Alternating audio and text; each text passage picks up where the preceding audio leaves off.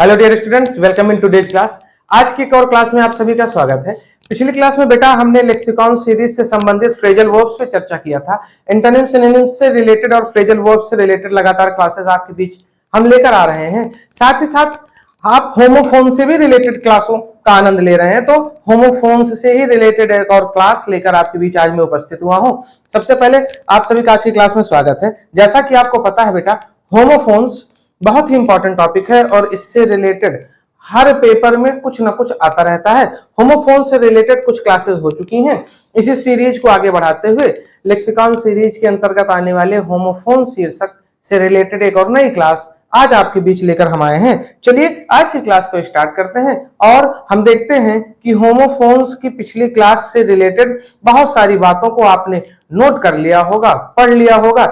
ऐसे ही निरंतरता के साथ ग्रामर की क्लासेस को देखते रहिए, नोट करते रहिए और अपनी नॉलेज में इंप्रूवमेंट करते रहिए। मैं आज होमोफोन्स टॉपिक से रिलेटेड एक और क्लास लेने चल रहा हूं और हम क्लास स्टार्ट करने चल रहे हैं और हम कुछ और इंपॉर्टेंट शब्दों पे आज चर्चा करेंगे जो विगत वर्षों में पेपर में पूछे गए हैं। तो एक बार हमसे फिर से जुड़ने के लिए बहुत बहुत धन्यवाद। चलिए बेटा क्लास को स्टार्ट करते हैं और आज मैं जो पहला पेयर लेने चल रहा हूं वो है बेटा डिफरेंस, DEFERENCE, डिफरेंस और DIFFERENCE, डिफरेंस का। इसको आप डिफरेंस पढ़ सकते हो और इसे आप डिफरेंस पढ़ सकते हो। DE से डे का प्रोनाउंसिएशन होगा और DI से डी का प्रोनाउंसिएशन होगा। बाकी आपको पता है होमोफोन्स है, समान ध्वनि वाले शब्द, इनको ऐसे ही नहीं कहा जाता। इनके बोलने में लगभग 90% ऐसा लगता है कि वही चीज रिपीट की जा रही है, थोड़ा बहुत ही अंतर रहता है।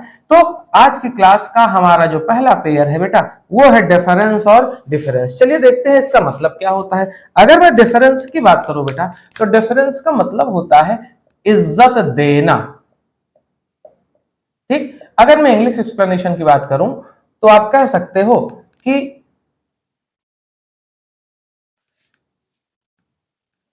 पे और आप कह सकते हो रिगार्ड्स कह लो। ठीक, आदर प्रस्तुत करना या आदर देना। जब आप किसी से सम्मान पूर्वक बातचीत करते हो या आप जब किसी का सम्मान करते हो तो, और वो भी तब जब आप उनका आदर मन से कर रहे हो, इस संदर्भ में आप डिफरेंस का यूज करते हो। अगर मैं एग्जाम्पल की बात करूं तो मैं ले सकता हूं बेटा इससे रिलेटेड एग्जाम्पल कि वी शुड पे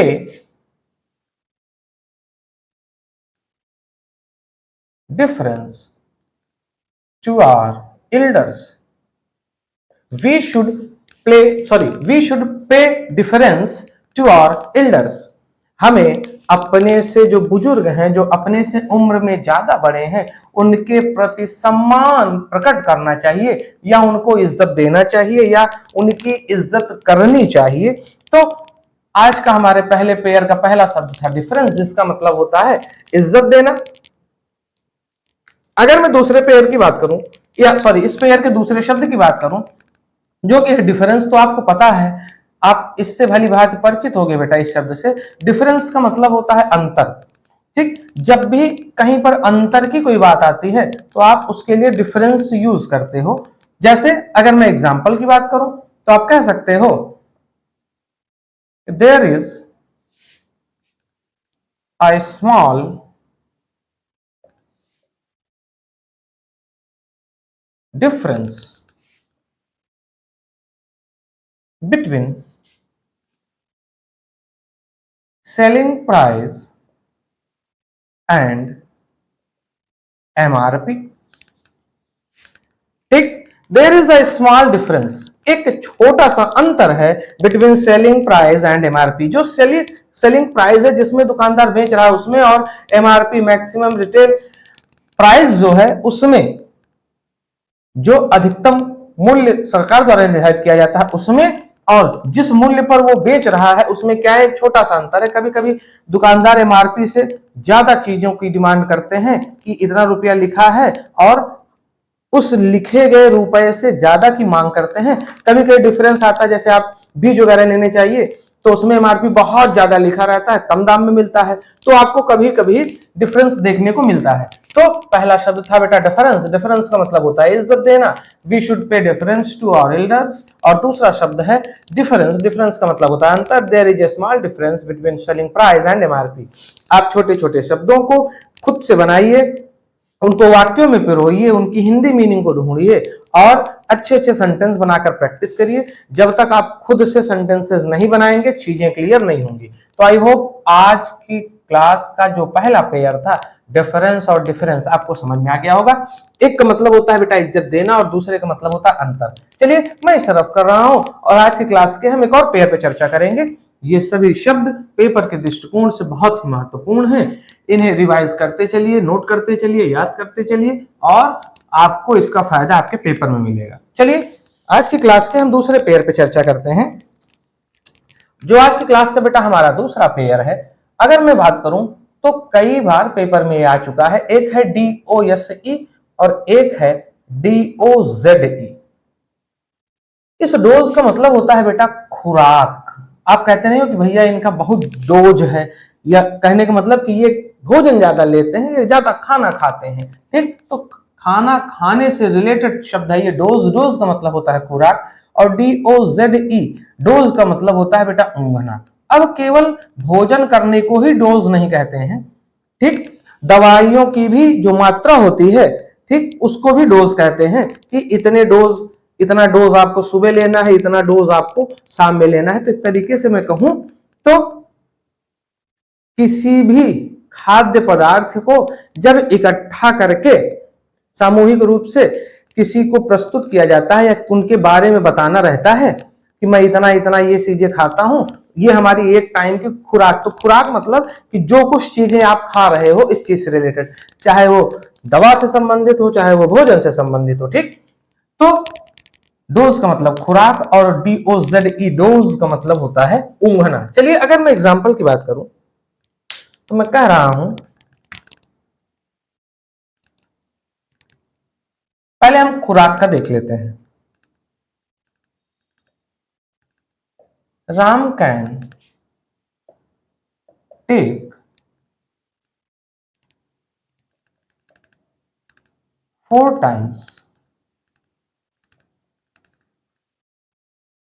the dose of these kinds of, मैं क्या कह दूं, चलिए sweets. Ram can take, Ram ले सकता है या राम ग्रहण कर सकता है क्या, 4 टाइम्स, 4 बार, the dose of these kinds of sweets, इस प्रकार की मिठाइयों की जो खुराक है, ठीक, उन्हें राम 4 बार खा सकता है या 4 बार ले सकता है। अगर मैं आगे इन डे जोड़ दूं तो दिन भर में। ठीक, तो ये तो बड़ा सा एक एग्जांपल हो गया। एक छोटे एग्जांपल को देख लेते हैं। कह सकते हो आप कि I have taken my dose of medicine, मैंने अपनी दवाओं की खुराक ले ली है। ठीक, तो I have taken my dose of medicine. इसको मैं थोड़ा नीचे कर दे रहा हूं। पहला वाला देखिए, राम कैन टेक, राम ग्रहण कर सकता है 4 टाइम्स, 4 बार, the dose of these kinds of sweets. Ram can take 4 times the dose of these kinds of sweets. इस प्रकार की मिठाइयों की जो खुराक है, इसके 4 गुने को या 4 टाइम्स, 4 टाइम्स, 4 गुने को राम क्या कर सकता है, ले सकता है। ठीक, चलिए अगर मैं DOZE डोज की बात करूं तो मैंने इसका बताया था बेटा, इसका मतलब क्या होता है, ऊंघना।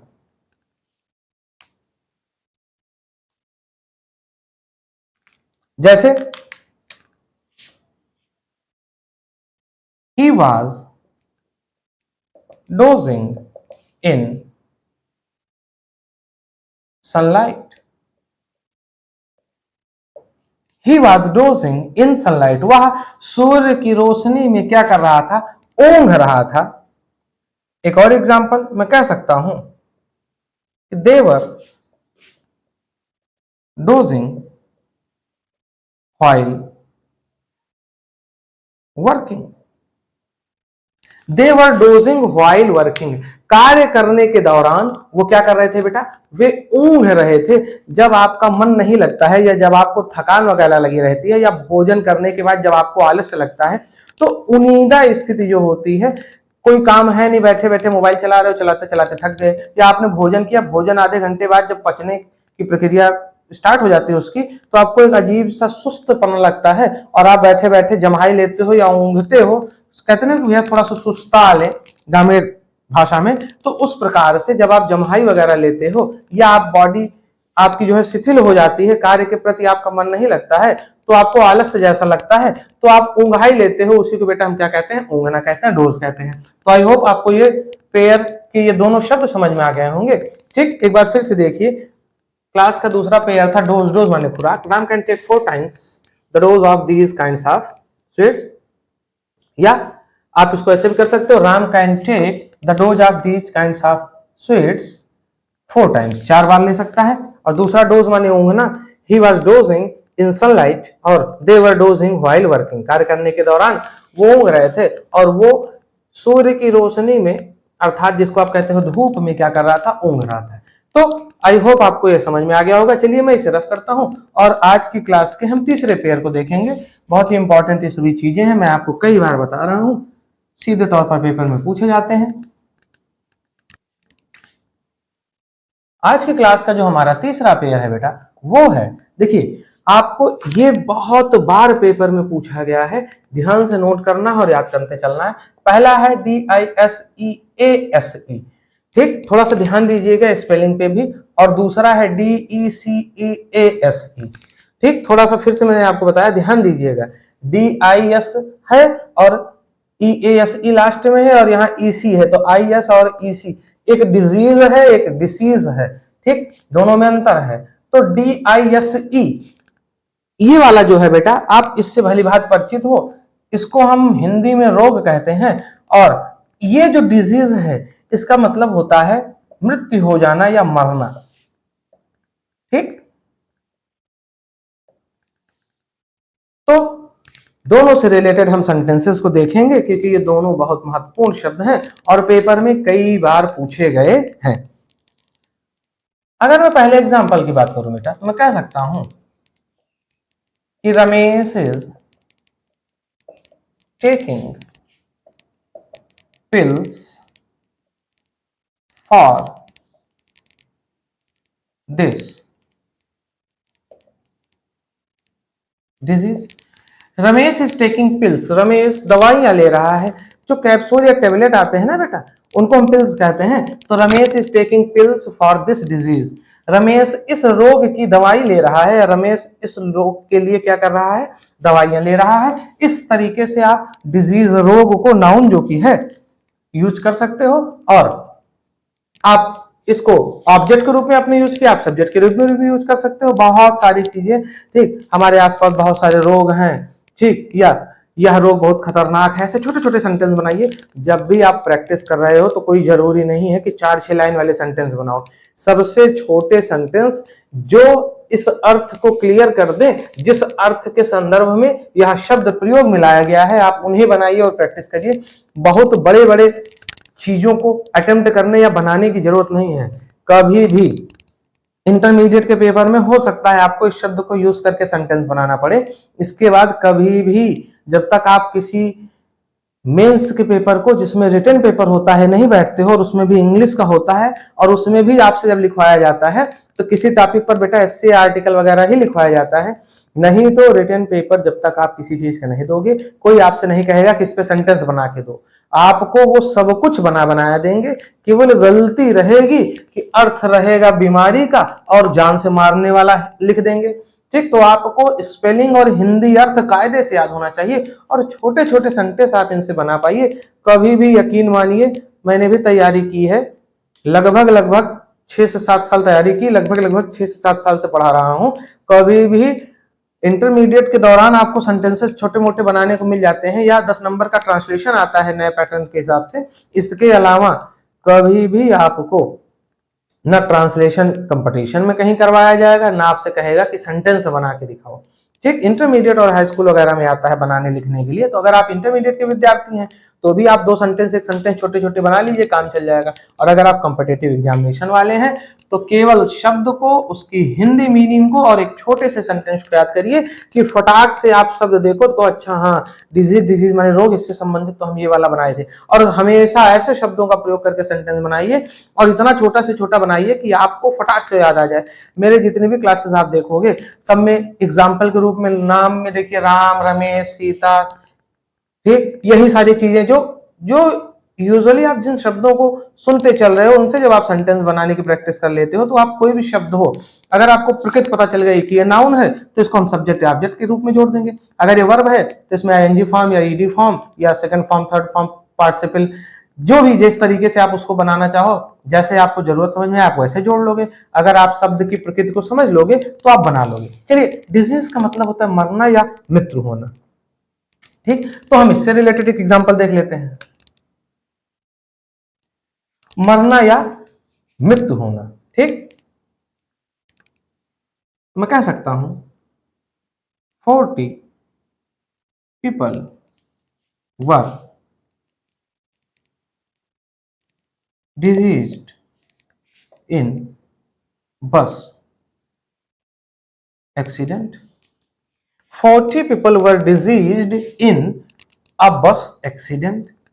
एक बस दुर्घटना में 40 व्यक्तियों की मृत्यु हो गई थी। तो मृत्यु होना या मरना के अर्थ में आप DECEASE का प्रयोग करते हो और DISEASE डिजीज का मतलब क्या होता है बेटा? रोग होता है। तो आई होप आपको ये शब्द भी समझ में आ गया होगा।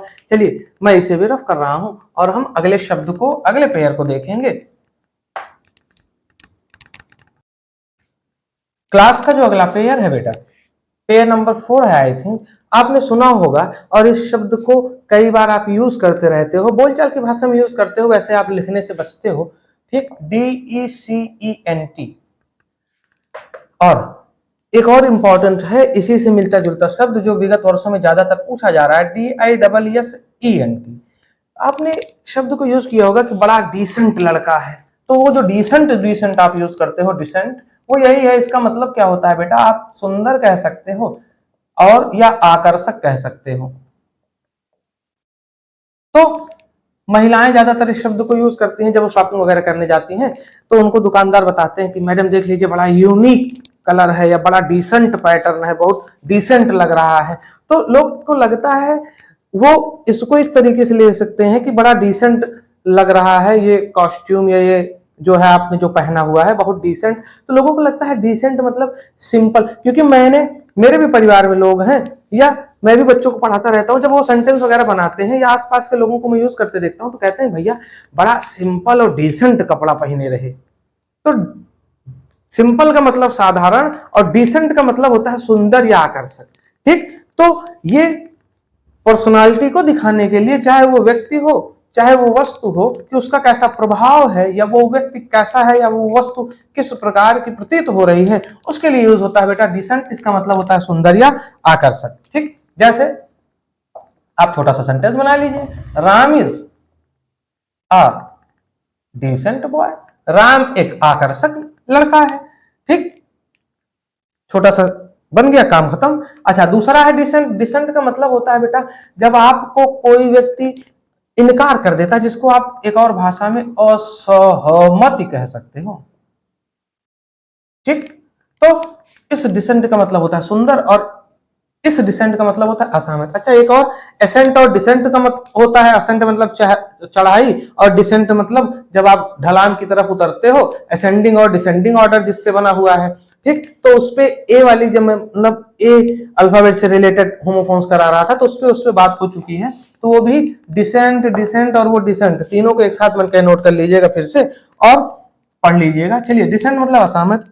तो मैं कह सकता हूं कि आई do not care for his dissent. I do not care for his dissent. मैं उसके असहमति की परवाह नहीं करता, ठीक। I do not care for his dissent, मैं उसके असहमति की परवाह नहीं करता, अर्थात मुझे फर्क नहीं पड़ता कि वह सहमत है या वह क्या है बेटा, असहमत है। ठीक, तो I do not care for his dissent, मैं उसके असहमति की परवाह नहीं करता। तो आज की क्लास का फोर्थ पेयर था। चलिए मैं इसे रब करता हूं और हम नेक्स्ट एक और पेयर को देखेंगे और क्लास को आगे कंटिन्यू करेंगे। साथियों, आज की क्लास का आखिरी जो पेयर मैं लेने चल रहा हूं बेटा, ये भी बहुत ही इंपॉर्टेंट पेयर है और कई बार पेपर में पूछा गया है। एक है बेटा इमिनेंट, EMINENT। इस इमिनेंट से आप परिचित होने चाहिए। इसका मतलब होता है बेटा प्रसिद्ध, जिसको आप फेमस कहते हो, ये उसी का सिनोनिम्स है। और ये पांचवा पेयर है मेरा। और दूसरा शब्द है बेटा IMMINENT, इसे हम इमिनेंट पढ़ते हैं, बहुत लोग इसको इमिनेंट पढ़ते हैं। इसका मतलब होता है तुरंत, जो लगभग निश्चित हो और तुरंत घटित होने वाला हो। जैसे कहते नहीं हो कि बस अब पानी बरसा, अब देखो बे तुरंत लाइट कटेगी। तो जो लगभग निश्चित है और अचानक होने भी वाला है, उस स्थिति को हम इमिनेंट कहते हैं। तो सबसे पहले इमिनेंट से रिलेटेड एक एग्जांपल बनाते हैं। तो मैं कह सकता हूं कि कालिदास वाज एंड, ये मैं बना रहा हूं इमिनेंट से, प्रसिद्ध। तो Kalidas was an eminent poet, Kalidas एक प्रसिद्ध कवि थे। अब पास्ट में मैंने बना दिया, बाकी कालिदास जी की प्रसिद्धि अभी भी है। आप इसको यूनिवर्सल ट्रुथ की तरह इसके साथ भी यूज कर सकते थे, कोई बड़ी बात नहीं थी। मैंने पास्ट टेंस बनाया है। Kalidas was an eminent poet, Kalidas एक प्रसिद्ध कवि थे। या आप कह सकते हो REKHA, Rekha is an eminent singer, Rekha एक प्रसिद्ध गायिका हैं। अच्छा, इस इमिनेंट की बात करो तुरंत, तो आप कह सकते हो, आप कह सकते हो बेटा देयर इज एन